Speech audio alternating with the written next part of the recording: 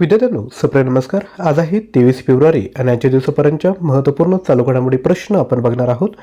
तो प्रश्न आणि त्या अनुषंगाने इम्पॉर्टंट गोष्टी देखील मी तुम्हाला सांगणार आहे. त्यामुळे व्हिडिओ काळजीपूर्वक बघा आणि व्हिडिओच्या शेवटी मी तुम्हाला एक होमवर्क देखील देणार आहे. आजच्या व्हिडिओला सुरुवात करूया. सर्वात पहिला प्रश्न आहे, मार्च 2026 मध्ये भारतातील पहिल्या जैन चादर महोत्सवाचे आयोजन कोण करणार आहे? मुंबई, कोलकाता, जैसलमेर की यापैकी नाही? तर याचं जे आयोजन आहे ते जैसलमेर या ठिकाणी करण्यात आलं आहे.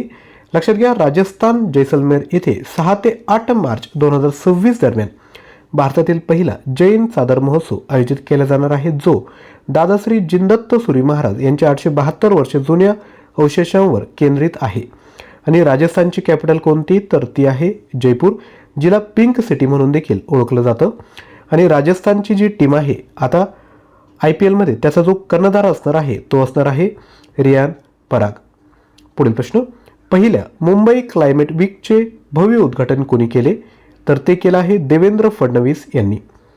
लक्षात घ्या, मुख्यमंत्री देवेंद्र फडणवीस यांनी बांद्रा येथील जिओ वर्ल्ड कन्व्हेन्शन सेंटरमध्ये पहिल्या मुंबई क्लायमेट वीकचे उद्घाटन केले.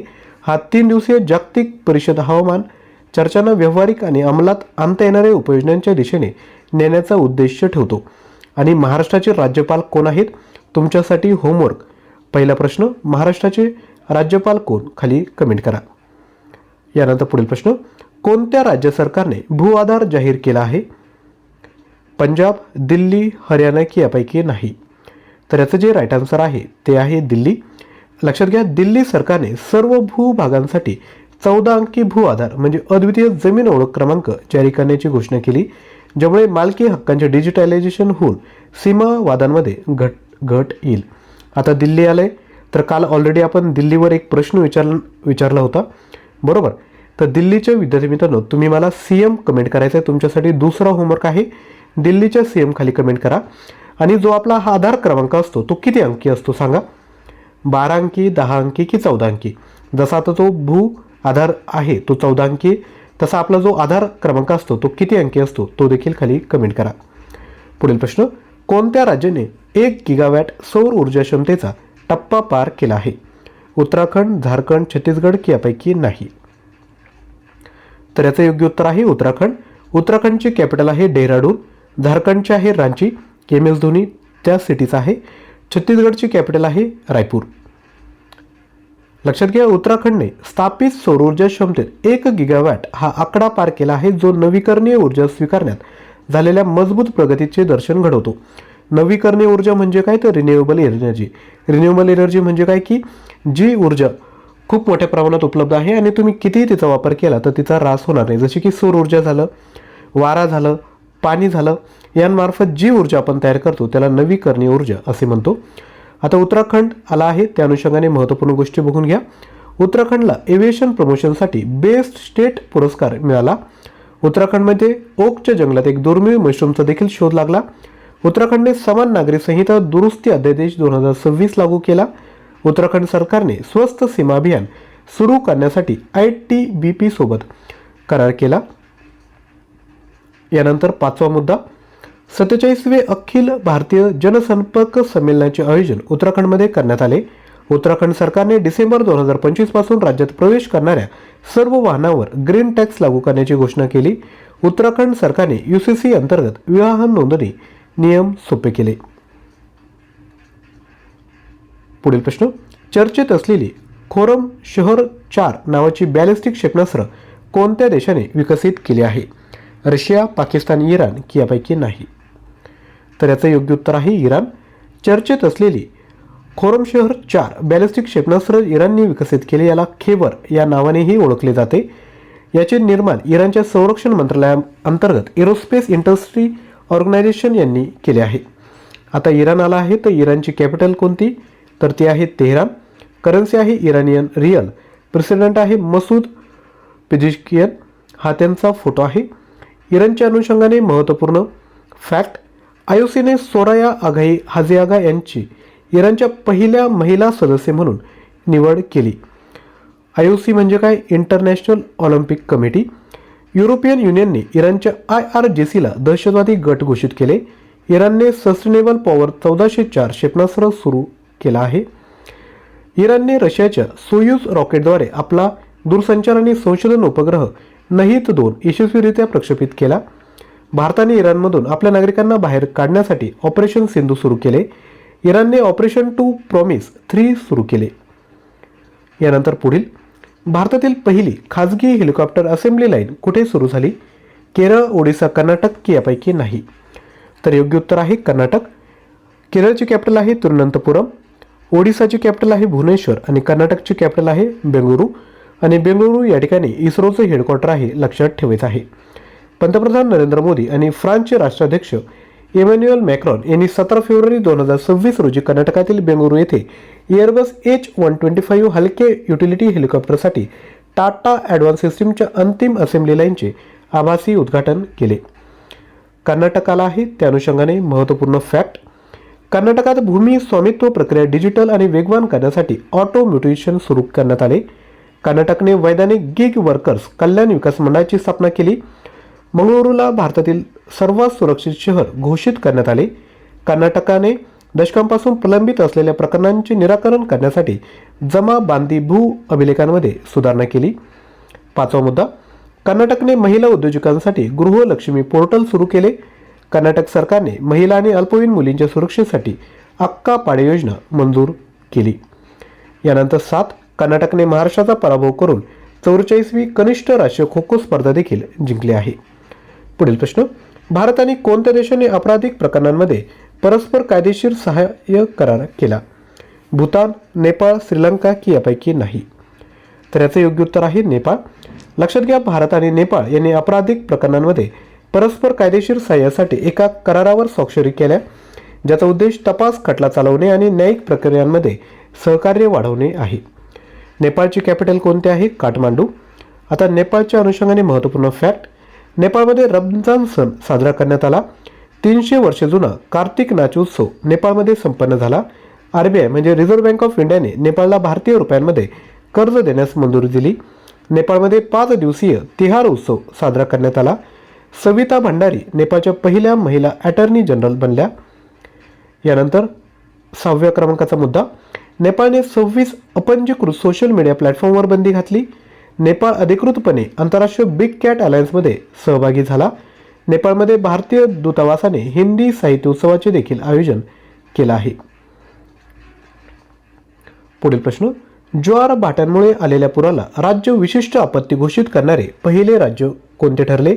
गोवा, महाराष्ट्र की केरळ? तर हे जे राज्य आहे ते आहे केरळ. गोवाची कॅपिटल आहे पणजी आणि महाराष्ट्राची आहे मुंबई आणि केरळची कॅपिटल आहे तिरुवनंतपुरम. आणि केरळ हे भारताचं दक्षिणेचं टोक आहे. शेजारील राज्य कोणते आहे? तर तामिळनाडू हे राज्य आहे. केरळ हे भारतातील पहिले राज्य ठरले ज्याने किनारी ज्वार भाट्यांमुळे येणाऱ्या पुराला राज्य विशिष्ट आपत्ती घोषित केले. हे त्याच्या 590 किलोमीटर लांब किनारपट्टीवर वारंवार होणाऱ्या गंभीर परिणामांमुळे करण्यात आले आहे. केरळच्या अनुषंगाने महत्त्वपूर्ण फॅक्ट, केरळ सरकारने देशात प्रथमच ज्येष्ठ नागरिकांसाठी एल्डरली बजेट सादर केला. केरळमध्ये आर्टिफिशियल इंटेलिजन्स आधारित आक्रमक वनस्पतींची ओळख पटवण्यासाठी निओफाईड ID ॲप लॉन्च करण्यात आले आणि असं करणारा केरळ हे पहिलं राज्य या ठिकाणी ठरलं आहे. केरळमध्ये ऑर्किडची नवीन प्रजाती शोधण्यात आली. केरळने बॅसिलस सबटिलिस याला अधिकृतपणे राज्य सूक्ष्मजीव घोषित केलं आणि असा सूक्ष्मजीव घोषित करणारं केरळ हे पहिलं राज्य या ठिकाणी ठरलं. वैयक्तिक इलेक्ट्रिक वाहनाच्या स्वीकारण्यात केरळ सर्वात पुढे आहे. केरळने अनिवासी मतदारांच्या पडताळणीसाठी इरोनेट सुरू केले. केरळच्या सबरीमाला श्री धर्मशास्त्र मंदिरात मंडल पूजा आयोजित करण्यात आली आहे. यानंतर पुढील प्रश्न बघायचा आहे त्यापूर्वी छोटीशी रिक्वेस्ट, विद्यार्थ्यांनो, जर तुम्हाला कंटेंट आवडत असेल तर एक व्हिडिओला लाईक करा.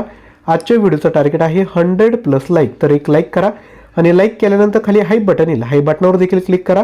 जेवढे हाईप पॉईंट मिळतील त्या अनुषंगाने यूट्यूब हा व्हिडिओ इतरांपर्यंत पोहोचवण्याकरता मदत करणार आहे. तर लगेचच लाईक आणि हाईप करायचे.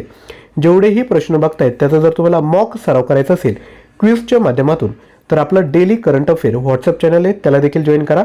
म्हणजे तुम्ही आज व्हिडिओ बघितला ते चॅनल जॉईन केलं, दिवसभरात तुम्हाला जेव्हाही वेळ भेटेल तेव्हा ते प्रश्न तुम्ही अटेम्प्ट करायचे, म्हणजे तुमचा मॉक सराव देखील होईल आणि व्हिडिओच्या माध्यमातून तुम्हाला अधिकची माहिती देखील समजेल. पुढील प्रश्न, कोणत्या देशाच्या राष्ट्राध्यक्ष जोस झिरी यांना राष्ट्राध्यक्ष पदावरून हटवण्यात आले आहे? सुदान, मोरोक्को, लिबिया की पेरू? याचं योग्य उत्तर आहे पेरू. लक्षात घ्या, पेरूच्या संसदेत 17 फेब्रुवारी रोजी तत्कालीन राष्ट्राध्यक्ष जोस झेरी यांना पदावरून हटवण्यासाठी मतदान करण्यात आले. पदभार स्वीकारल्यानंतर केवळ 4 महिन्यांतच त्यांना पदावरून हटवण्यात आले आहे. पुढील प्रश्न, कोणत्या देशाने 24 तासात AI जबाबदारी क्षमतेचा गिनीज वर्ल्ड रेकॉर्ड प्रस्थापित केला? चीन, भारत की जपान? याचं योग्य उत्तर आहे भारत.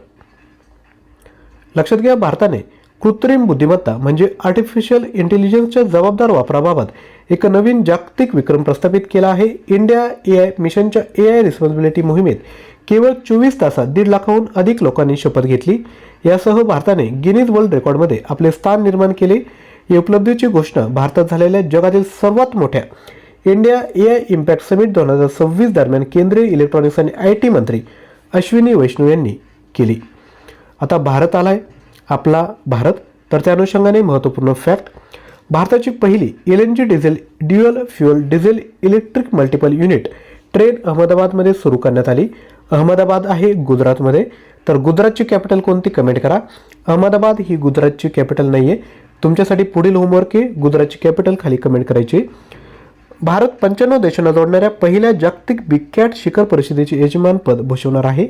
भारतातील शास्त्रज्ञांनी सूर्य ऊर्जेवर चालणारे स्वयंचलित चार्जिंग ऊर्जा उपकरण विकसित केले आहे. यानंतर चौथा मुद्दा, भारत जगातील दुसऱ्या क्रमांकाचा सर्वात मोठा 5G सदस्यता तळ असलेला देश बनला. ब्रिक्स 2026 शिखर परिषदेचे आयोजन भारत करणार आहे. भारत प्रथमच विमर त्रिकोण कूटनीतीत सहभागी झाला. भारताने हवाई धोक्यांचा सामना करण्यासाठी मिशन सुदर्शन चक्र सुरू केले. यानंतर 8व्या क्रमांकाचा मुद्दा, हिल्ले पासपोर्ट निर्देशांक 2025 मध्ये भारत 75व्या स्थानी आहे आणि सिंगापूर यात पहिल्या क्रमांकावर आहे. भारताचा पासपोर्ट स्कोअर 80.9 इतका आहे. भारतात एकूण रामसर स्थळे आहेत 98, ज्यामध्ये गोकुळगंगा, उप्पर प्राईम, गोपालपूर झील, खापरा जलाशय आणि सिलेंडर झील पटना पश्चिम, आसाम आणि छत्तीसगड आहे. यानंतर 11व्या क्रमांकाचा मुद्दा, 18वी ब्रिक्स शिखर परिषद भारतात प्रस्तावित आहे. जागतिक प्रसारमाध्यम स्वातंत्र्य निर्देशांक 2025 मध्ये भारत 151व्या स्थानावर आहे. तर यामध्ये नॉर्वे प्रथम क्रमांकावर आहे. काल तुमच्यासाठी होमवर्क होता, सेवा तीर्थ येथून पंतप्रधान मोदी यांनी अपघातग्रस्तांसाठी कोणत्या योजनेची घोषणा केली? तर ती योजना आहे PM राहत. यामध्ये जे अपघातग्रस्त ॲक्सिडेंट ज्यांचा होतो त्यांना या ठिकाणी मदत केली जाणार आहे. यानंतर कालच्या व्हिडिओतील प्रश्नांची रिव्हिजन, कोणत्या राज्याच्या मुख्यमंत्र्यांनी CM श्री स्कूल सोबत भारतातील पहिल्या AI आधारित शाळा मॉडेलचे उद्घाटन केले? दिल्ली. मुख्यमंत्री कोण आहेत? रेखा गुप्ता. अलीकडे सही आणि बोध AI फ्रेमवर्कची घोषणा कोणी केली? JP नड्डा. तिसरा मुद्दा, भारताच्या तेजस्विन शंकर यांनी पुरुषांच्या हेप्टॅथॉनमध्ये कोणते पदक जिंकले? सुवर्ण. G4 भारत, जर्मनी, जपान आणि ब्राझील यांची बैठक कुठे झाली? जर्मनीमध्ये. अलीकडे बांगलार युवा साथी योजना कोणत्या राज्यात सुरू करण्यात आली? पश्चिम बंगाल. पश्चिम बंगालची कॅपिटल आहे कोलकाता आणि मुख्यमंत्री आहेत Mamata Banerjee. BBC Indian sportswoman of the year हा किताब कोणी जिंकला? स्मृती मंदाना यांनी. या भारताच्या ओपनर बॅट्समन आहेत आणि त्या WPL मध्ये रॉयल चॅलेंजर बेंगलोरचे कॅप्टन आहे आणि WPL 2026ची ट्रॉफी स्मृता मंदाना यांच्या कॅप्टन्सीमध्ये RCBने जिंकली आहे. यानंतर 7वा, दूरसंचार क्षेत्रात सहकार्य वाढवण्यासाठी भारताने कोणत्या देशाची चर्चा केली? आयर्लंड. 8वा मुद्दा, अलीकडे कोणत्या बँकेने online death claim settlement portal सुरू केले? Indian overseas bank. कोणत्या राज्य सरकारने सरकारी नोकऱ्यांमध्ये चहा जमाती आणि आदिवासींना 3% आरक्षण मंजूर केले? आसाम. पुढील प्रश्न, जागतिक पर्यटन लवचिकता दिवस कधी साजरा करण्यात आला? 17 फेब्रुवारी रोजी. यानंतर तुमच्यासाठी प्रश्न आहे, अलीकडे कोणत्या राज्याच्या मुख्यमंत्र्यांनी 51 आयुष्यमान आरोग्य मंदिराचे उद्घाटन केले? पंजाब, दिल्ली, हरियाणा की यापैकी नाही? प्रश्नांची उत्तरे खाली कमेंट करायचे. चुकलं तरी हरकत नाही. डेली जो तुम्हाला होमवर्क देतोय, याआधी होमवर्क दिला आहे व्हिडिओमध्ये, त्यांची उत्तरे आणि या प्रश्नाचं उत्तर खाली कमेंट करायचे.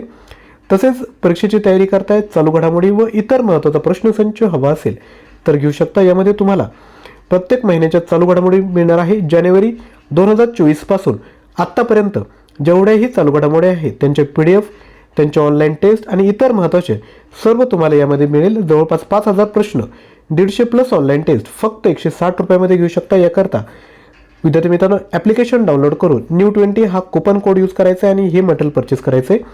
दररोज चालू घडामोडी क्विज सॉल्व्ह करायचे असेल तर daily current affair WhatsApp channel आहे, जॉईन करा. हा QR कोड स्कॅन करा किंवा डिस्क्रिप्शन बॉक्समध्ये लिंक दिली आहे.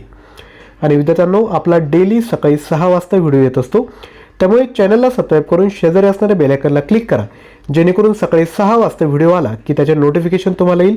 सकाळी उठलं तर आपलं पहिलं काम काय की व्हिडिओ बघायचा, ज्या महत्त्वपूर्ण गोष्टी वाटतील त्या नोट डाऊन करून घ्यायच्या आणि जेवढेही होमवर्क देत आहे त्यांची उत्तरे खाली कमेंट करायची. व्हिडिओला लाईक केलं नसेल तर लाईक करा. व्हिडिओचा टार्गेट आहे 100+ लाईक आणि हाईप बटनावर क्लिक करा. आजच्या हाईप पॉईंट आहे आपले 1,00,000 हाईप पॉईंट आपल्याला करायचे आहे. तर आजच्या व्हिडिओमध्ये या ठिकाणी थांबत आहोत. थँक्यू.